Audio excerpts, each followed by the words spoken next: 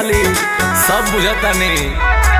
होली में साली हो मारे लुधाका जानी ले तोहरो इरादा बापा का कहे उल्टे लहड़ गइला दीदिया के छोड़ी दीजा हमारे पपड़ गइला आपके ससुराल में बिगाड़ गइला ए दीजा हो आपके ससुराल में बिगाड़ गइला।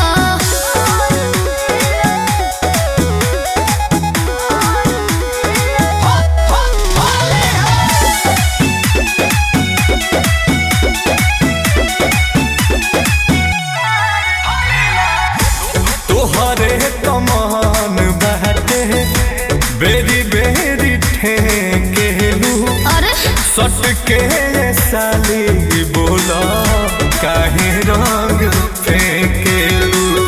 ठीक करता नहीं अरे अरे लागे समझ दे बाफार हमार जीजा सीमा के कोडला तू पार हमार जीजा कहेलू हद से बढ़ गइला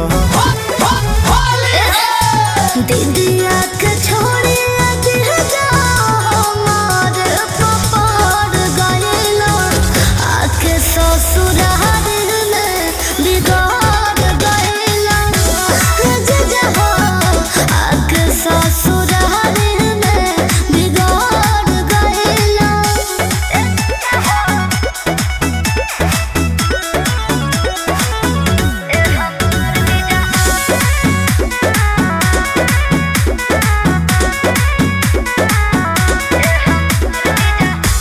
प्यार के पकौड़ी में डाल दो न बेसन काहे के फगुआ में मीठ होई तब नूरी ले